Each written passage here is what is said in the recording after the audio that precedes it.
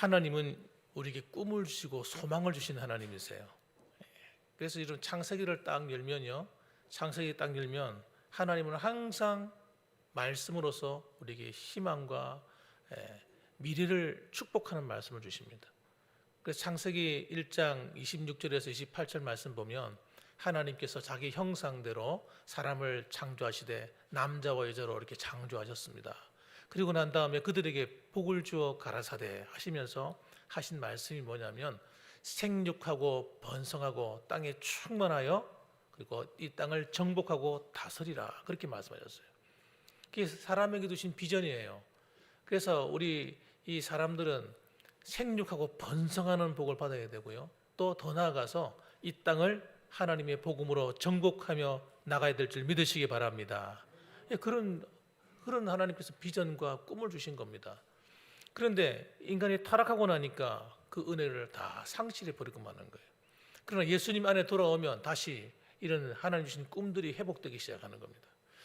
자, 그래서 여러분, 성경에는요, 이 꿈을 하나님이 항상 주시는데 이스라엘 백성들에게도 꿈을 주시는 거예요.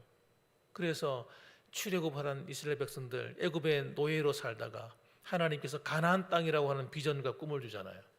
그래서 그것을 향해서 나아가도록 만드시잖아요. 여러분, 사람들에게도 마찬가지입니다. 만나는 예수 믿고 구원받는 성도들에게도 다 희망과 꿈과 소망을 줍니다. 이 꿈을 잃어버리는 사람은요, 진짜 하나님을 바르게 아는 사람이 아닌 거예요. 그걸 아셔야 됩니다. 그래서 성령이 오시면 요엘서 2장에 보게 되면 하나님께서 뭘 줘요? 청년들도, 아비들도, 나이가 든 노인들도 하나님께서 꿈과 비전을 주는 겁니다.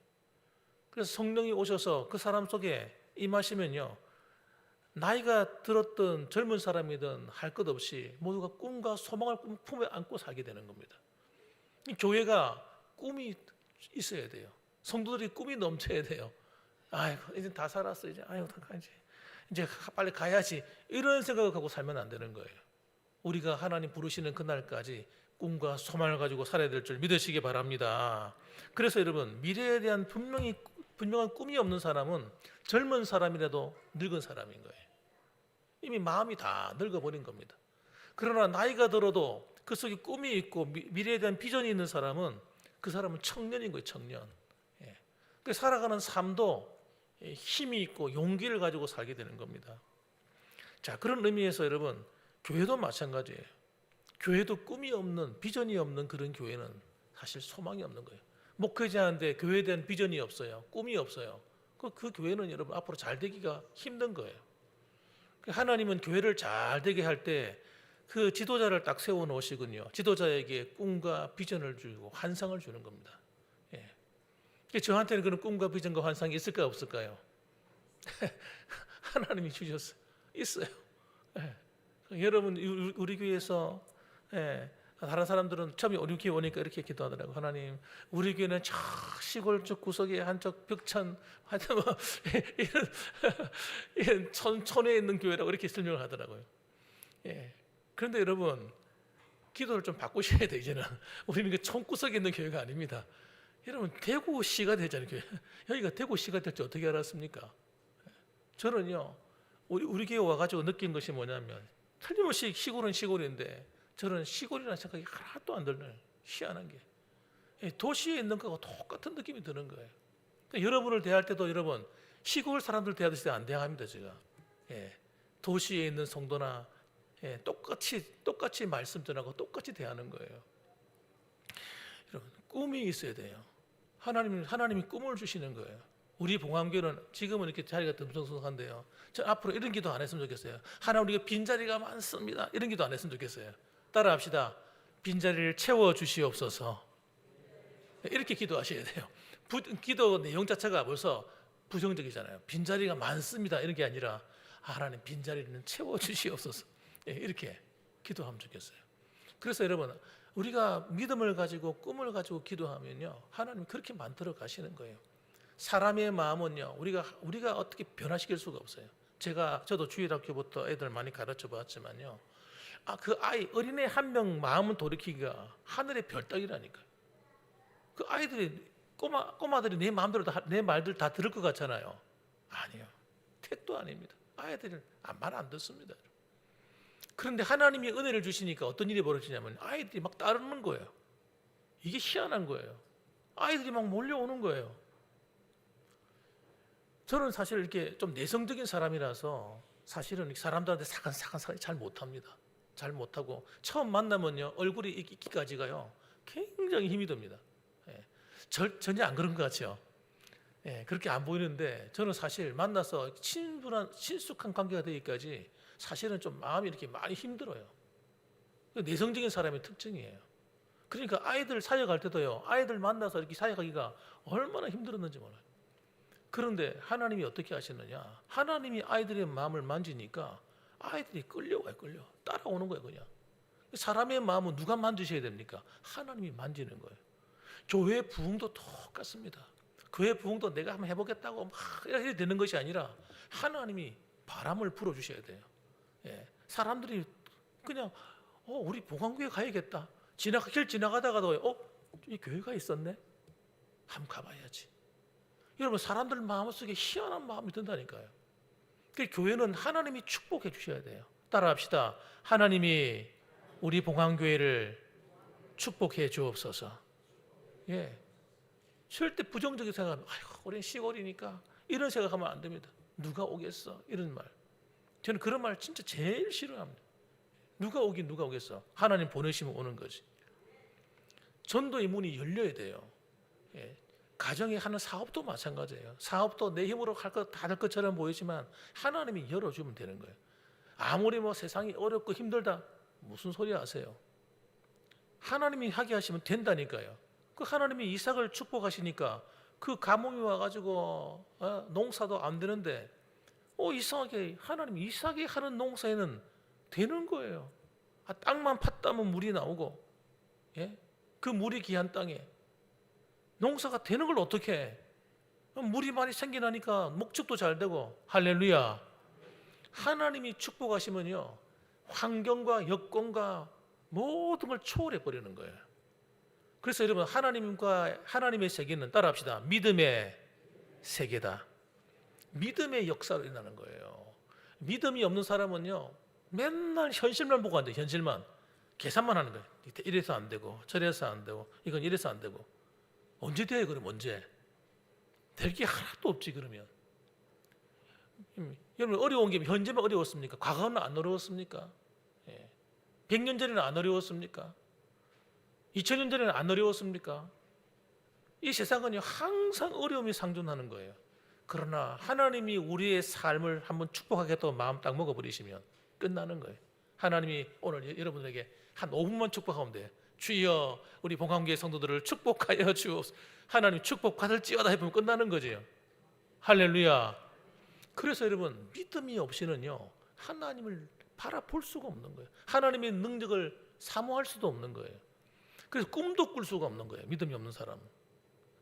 그래서 믿음의 사람만이 할 수 있는 게 꿈꾸는 거예요. 그래도 꿈을 누가 줘요? 내가 꾸고 싶어 꾸어주는 게 아니라 하나님이 주신다. 그냥 오늘 성경에 보니까 꿈쟁이가 나오죠. 꿈쟁이. 요셉의 형들이 하는 말이 야 저기 꿈꾸는 자가 오는도다. 꿈쟁이가 온다. 이렇게 얘기했어요. 여러분 비웃었어요. 야 니 깐 게 뭐라고 니 그런 꿈을 꿔. 비웃었단 말이에요. 자 먼저 우리 요셉을 한번 살펴봅시다. 요셉을 먼저 어린 시절 한번 봐야 돼요. 요셉이 어떤 사람이었는가. 2절과 3절을 보시면 야곱의 족보는 이러하니라 하면서 야곱의 족보 가운데 한 사람을 탁 지목합니다. 그 누구예요? 야곱의 11번째 아들. 11번째 아들인 요셉을 딱 지목해요. 요셉이 나이가 17세래요. 우리식으로 하면 지금 고등학교 1학년 정도 되는 나이예요. 고등학교 1학년도 된 나이인데 그가 형들과 함께 양을 칠 때에 그의 아버지 아내들 비라와 실바의 아들들과 더불어 함께 있었더니 그가 그들의 잘못을 아버지에게 말하더라. 이렇게 얘기합니다. 잘 들어보세요. 요셉이 어떤 아이예요? 아주 고지식한 아이예요. 고지식한 아이. 형들이 뭘 잘못하고 아버지 시킨 대로 안 하잖아요. 그럼 뚜루루 가가지고 아버지 형들이 이랬어요. 아버지 말대로 안 했어요. 이런 잘못을 했어요. 일러 바치는 거예요. 그걸 자기가 잘한다고 생각한 거예요.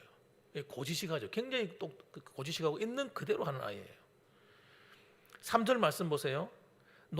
요셉은 노년에 얻은 아들이므로 이스라엘의 여러 아들들보다 그를 더 사랑하므로 그를 위하여 채색 옷을 지었더니. 근데 이 요셉이 왜 아버지한테 쪼르륵 일러 바치게 됐느냐? 아버지가 요셉을 너무 사랑하는 거예요. 너무 사랑하는 거예요. 그러니까 아버지한테 충성하는 거예요. 이 요셉이. 아버지가 자기를 사랑하니까. 얼마나 사랑하느냐? 여러 아들들보다 그를 더 사랑함으로.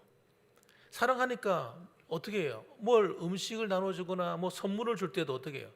요셉은 갑절로 주는 거예요. 갑절로. 더 많이 주는 거예요. 음식을 줘도 제일 좋은 부분만 딱 해가지고 준비했다가 아들 먹이고, 옷도 아무런 옷이나 안 입혀. 이 아들은요 채색 옷을 입히는 거예요. 이 채색 옷은 뭐예요? 색깔이 알록달록한 옷. 그러니까 여러분 사실 고대 사회가 될수록 이렇게 물감을 들이기가 쉽지 않습니다. 물감을 들인 옷이 비싼 옷이에요. 우리나라는 어떤 나라라고요? 백이 민족이라고 그래요. 백이 민족. 그게 별로 좋은 이야기가 아니에요. 왜냐하면 옷에 물감을 들이지 못할 정도로 가난한 나라였다는 거예요. 가난하니까 흰 옷만 입고 살았던 거예요. 근데 멀리서 보니까 흰 옷이지 가까이 가면 어때요? 때가 올라가지고 흰 옷은요 때가 얼마나 잘 타는지 몰라. 한번 빨고 나면요 그 얼룩이 그대로 남아 있어가지고 오래 입으면 누렇게 되는 거예요. 별로 좋은 말이 아니에요. 못 살아서 흰 거 입는 거예요. 그러나 잘 사는 사람들은요 색깔이 알록달록한 옷, 좋은 색깔이 있는 옷, 이런 옷 입는 거예요. 그러니까 이 아들은요 옷도 아주 좋은 옷만 골라서 입었다는 거예요. 비싼 옷만. 자, 이러니까 아들 형님들이 이 요셉을 볼 때 어떻게 보는 거예요?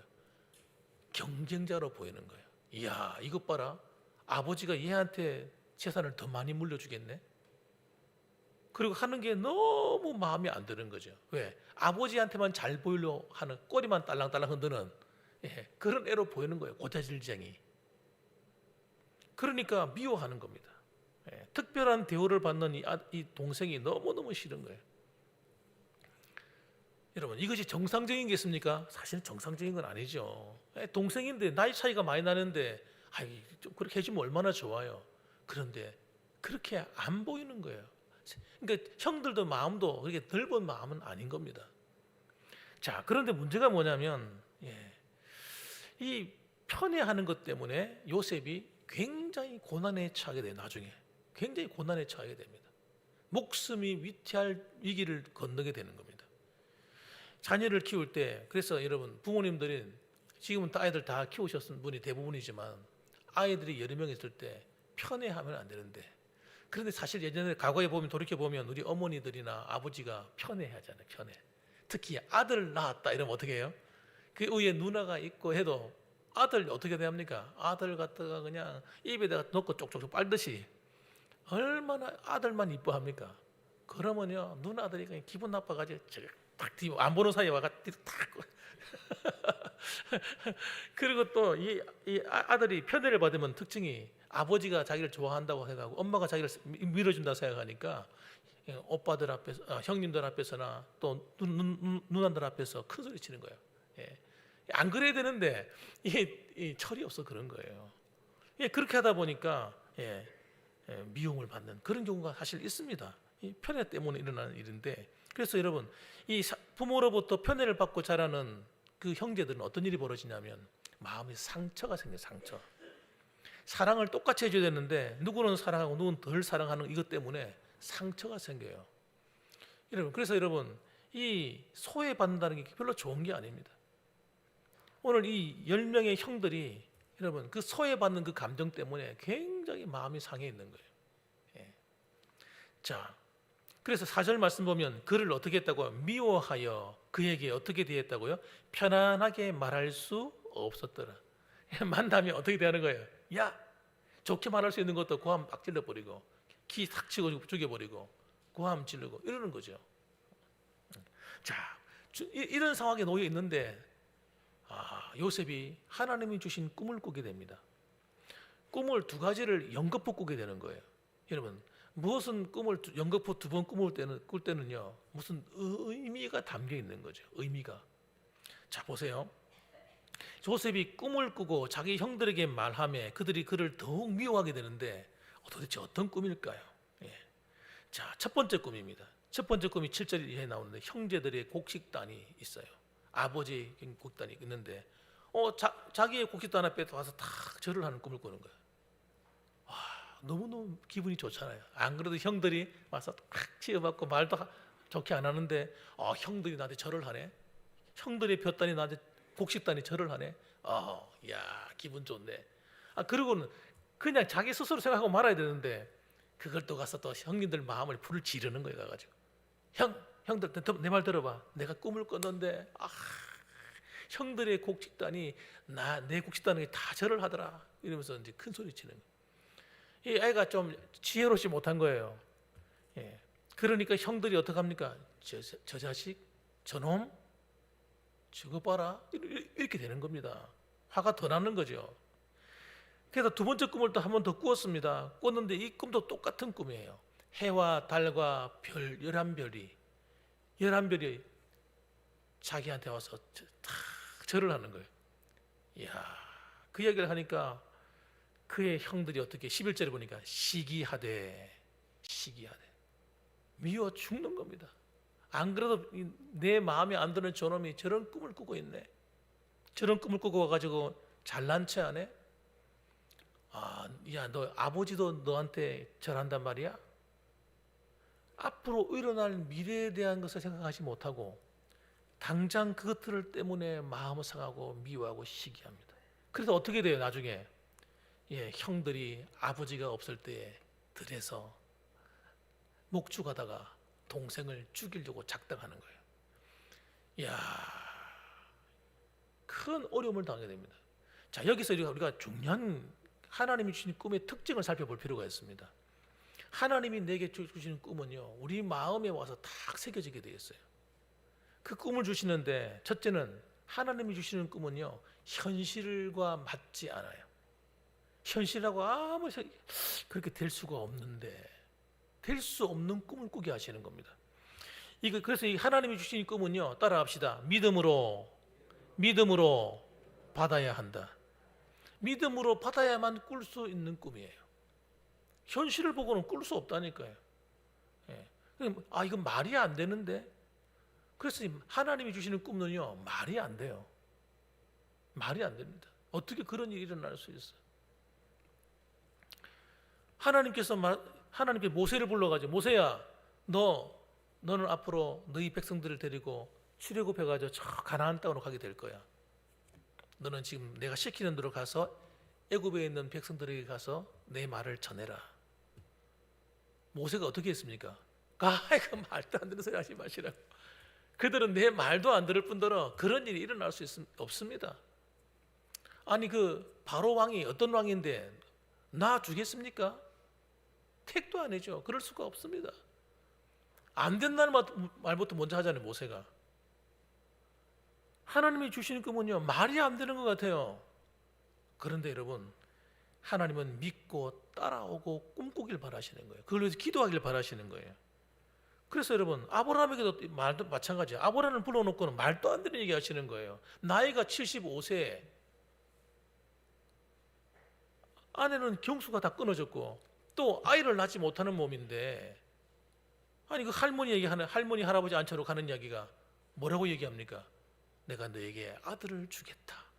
자식을 주는데 하늘의 별과 같이 바다의 모래같이 많은 자손이 너의 허리에서 나오리라. 이렇게 말씀한단 말이에요. 말도 안 되는 소리를. 정말 어떻게 그런 일이 일어날 수 있겠어요? 여러분, 하나님이 주시는 꿈은요 늘 똑같습니다. 말이 안 돼요, 말이. 그런데 그 꿈은 믿음으로만 받을 수가 있는 거예요. 그래서 아브라함이 어떻게 합니까? 믿는다고 받는 거예요. 불가능한 것을 믿음으로 받는 거예요. 여러분, 여러분의 가정에 말도 안 되는 일들이, 여러분, 도대체 불가능한 일들이 있다 할지라도 하나님이 여러분에게 믿음을 주시고 꿈을 주시면요, 그 일이 이루어지는다는 사실을 믿으시기 바랍니다. 하나님의 비전은요 이루어지는 거예요. 하나님의 비전은요 우리의 삶을 놀랍게 바꿔놓는 거예요.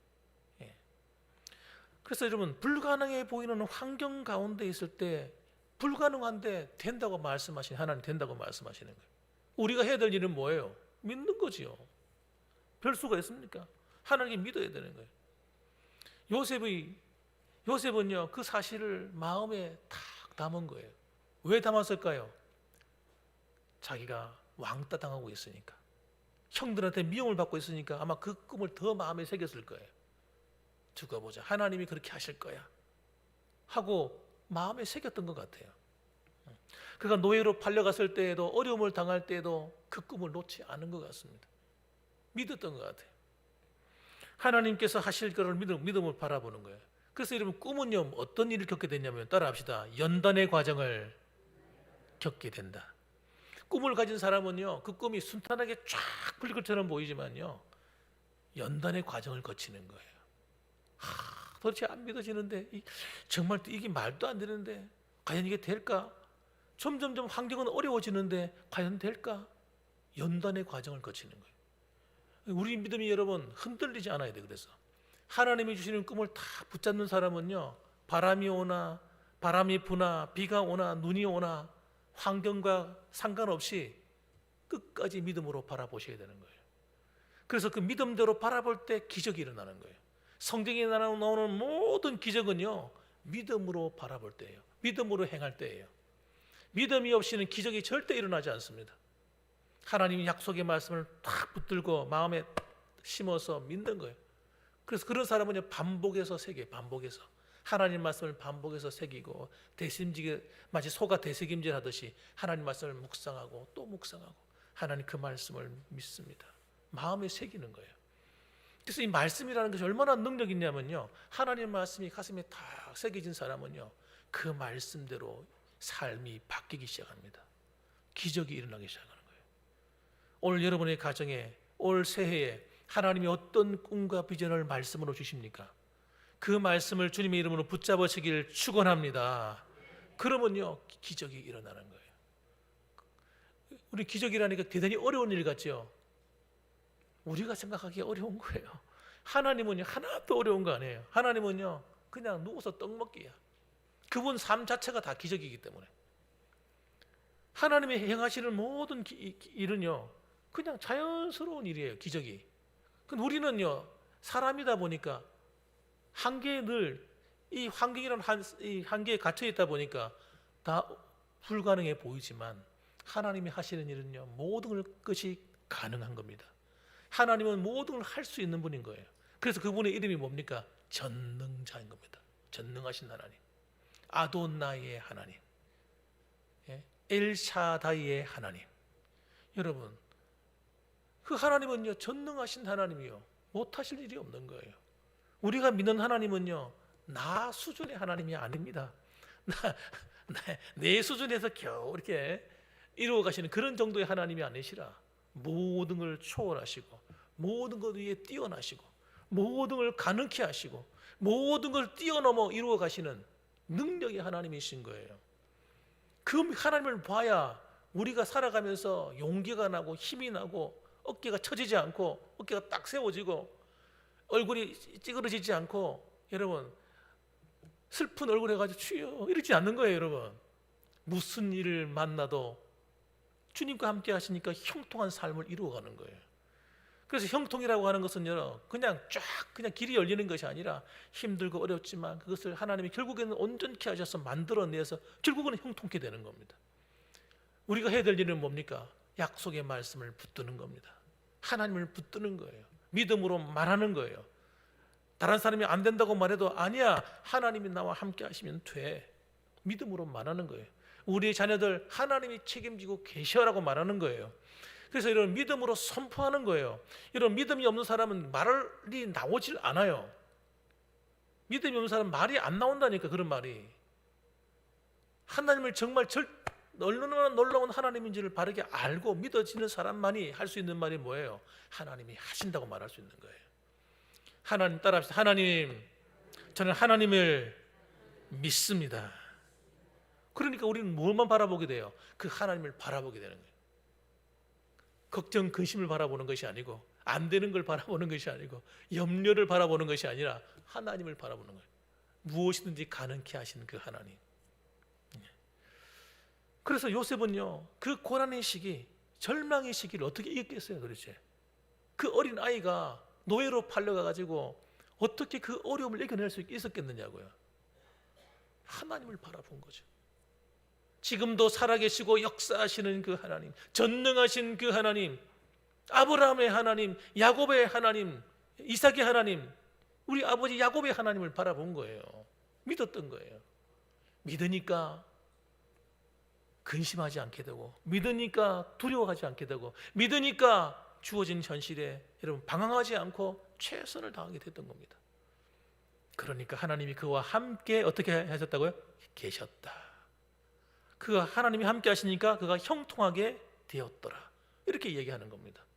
이 자리에 계신 여러분들, 2025년도에 우리 구역에 하나님을 바라보는 믿음의 꿈을 꾸게 되기를 주님의 이름으로 축원합니다.